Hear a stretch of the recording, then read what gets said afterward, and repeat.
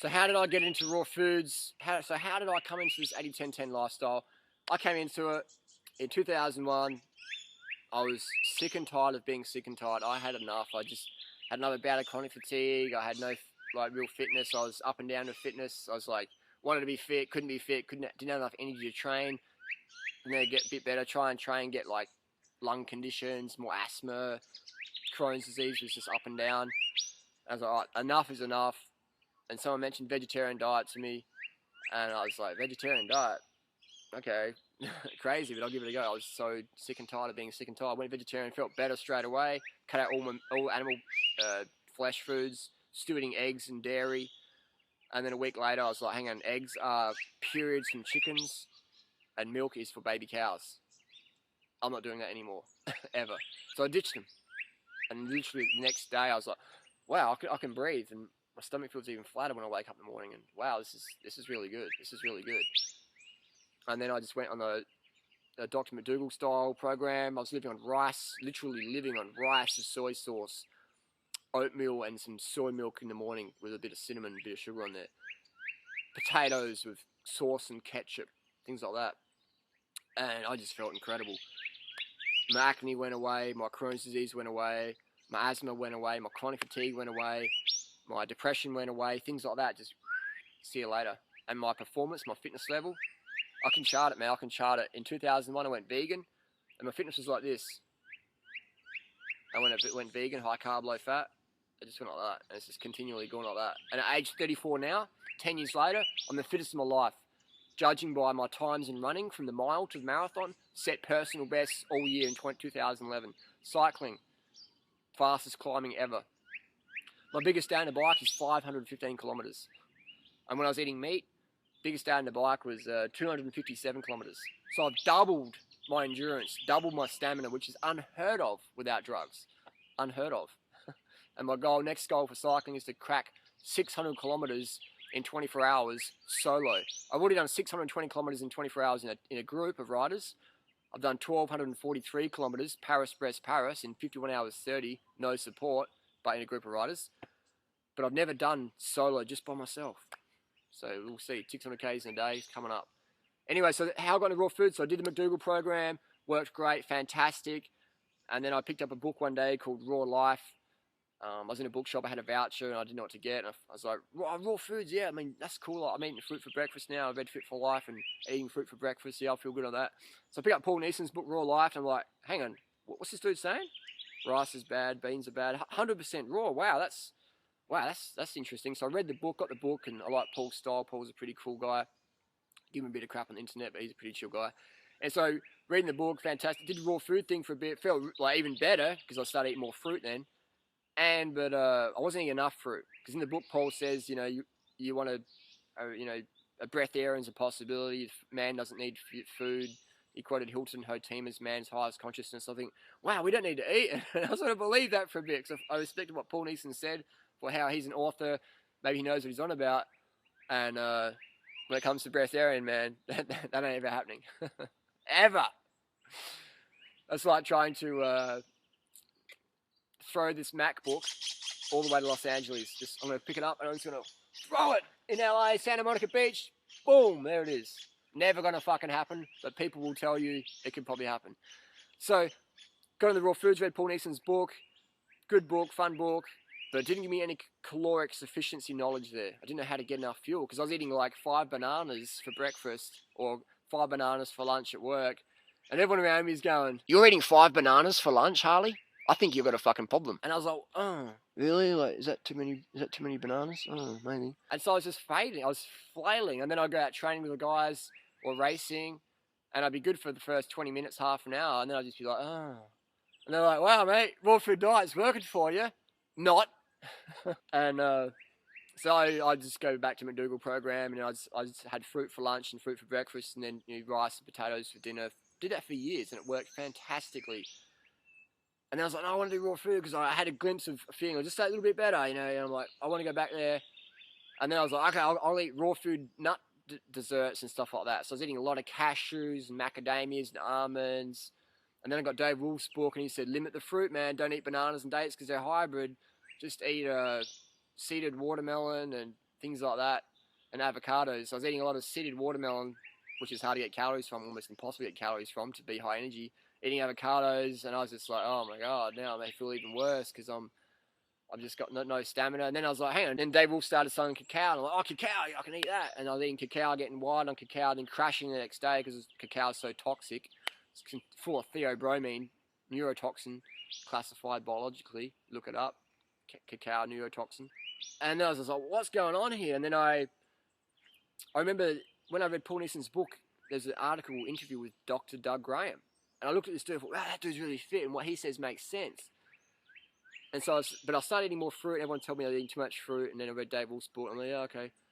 And then I started emailing Doug Graham, because I still had that glimpse of feeling really well on the bananas. So I emailed Doug Graham and said, what's going on here? I felt good for a bit, and then I crashed. And he's like, what are you eating? And I'm like, I'm eating this. And he goes, that's too much fat, not enough carbs, not enough calories. And I'm like, oh, I don't count calories. I don't have a weight problem. He's going, you got an energy problem, man. You don't have enough stamina to go as hard as you want to go when you want to go hard. And I'm like, yeah, that's right. So he said, you need to eat X, Y, Z amount of carbs per day. And I'm like, man, I don't count calories. And he's like, great, you don't have to count calories, just don't expect good energy levels. And I was like, yeah, whatever, mate. And I was a bit cocky with him back then, and I just sort of thought, yeah, whatever. And I just sort of would just yo-yo, you know, fruit, rice, got the fat down. Still felt amazing. Felt better than the high-fat raw, obviously. Everyone does. But then I went to, and then I was still like, oh man, this Doug Graham dude's pissing me off, because I know he's fucking right, and I really need to learn how to put enough fuel in the tank. So I bought his book, Nutrition Athletic Performance, and I was like, yeah, awesome. And then I went to Health and Fitness Week in 2006. And I was like, holy shit, you guys eat a lot of fucking fruit. And Doug's like, we don't eat a lot of fruit, we eat enough fruit. And I was like, oh, enough, a lot, oh yeah, enough, you need enough. You need enough. You need enough sleep, you need enough water, you need enough fruit, you need enough carbohydrates. So then I just got into it, and I just went from there. And I was still eating a bit of raw gourmet occasionally. And in hindsight, it would have been 1,000 times better off going back to rice and beans and potatoes and then getting back on the fruit when it was available or when I could get it, versus going fruit down to nuts. I could have gone fruit to potatoes to rice, still high carb, low fat. But I was going fruit to nuts, driving myself nuts, too much fat in the blood, not enough glycogen, performance is just like blah, blah, blah, blah, blah.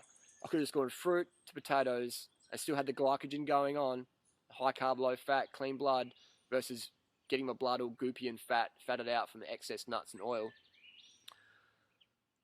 I didn't know about that. I was just like, raw is law, and that's, I think raw is 100% the best. But what's best is getting enough carbohydrate calories, be it bananas or potatoes. Hope that makes sense. Don't focus on 100% raw, focus on 100% getting enough carbohydrate calories, with fruit being the preference, potatoes being second preference, versus going to nuts just to stay raw. Unhealthy, bad for your health. Potatoes are good, man. Don't fry them in oil. Don't add animal bits to them. Just have them steamed or baked with a little bit of condiment. Fantastic. And then in so 2006, I was doing that, feeling better on the fruit. And in 2008, I went up another level. And I'm like, all right, I'm going to get even fucking more hardcore with this. I'm going to read sports nutrition journals. I'm going to talk to Tour de France team riders and doctors. How many grams of carbs are they eating a day? And I'm like, I'm going to eat like that. And I just increased my fruit intake from a lot, enough, to extra. And boom, went up another level. Just I'm just constantly climbing levels, getting new insights, powerful insights I can share with myself and other people. In the last 10 years as a vegan and into raw foods, I've experimented extensively. I've always kept it vegan, except for maybe honey back in the day, but always vegan, no eggs, dairy, whatever.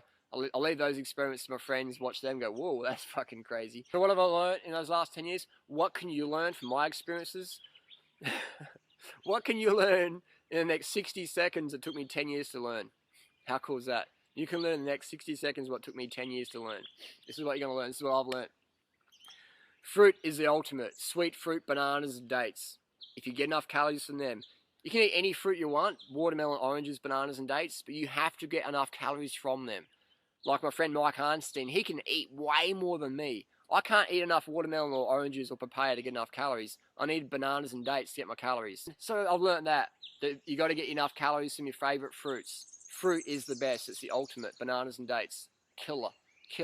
Lightweight, high calorie, high carbohydrate, low fat plant foods. That's what I've learned. I've learned that you're better off going off raw foods onto potatoes, vegan carbohydrate dishes than going onto raw food desserts like heaps of cashews or macadamia nuts, high fat, carbohydrate deficient raw food vegan meals. You're better off on a high carb cooked vegan program than the low carb, carb insufficient, 100% raw vegan program. High carb is better, low carbs, fuck. I've learned it doesn't matter how well you eat, you need to go to bed early. You need to get early nights consistently. Because if you get late nights, you're going to fuck up your health. Doesn't matter how good you eat. I've learned that you need to drink enough water every day so your urine is always clear and you're peeing at least a few times a night. That's what I've learned. I've learned that all the superfood stuff is absolute rubbish, and now recently we've got the Adia Clarity recall. They're recalling it because it's toxic, poisonous. Hello, we were saying that for fucking ages, man. Didn't listen to the crazy fruit bats, did you? And I've learned the only supplement worth taking, regardless of your dietary choices, is perhaps vitamin B12. It's the only supplement I take, it's the only supplement I recommend, regardless of what your diet is. I give B12 injections to my raw meat-eating friends who are eating raw eggs, raw meat. They still have a B12 issue. Give me injections, levels jacked up, problem solved. B12 is the only supplement I recommend or take. The rest of it's just... Second biggest problem is social disapproval. People say, you ain't like a monkey, you ain't like a monkey, huh?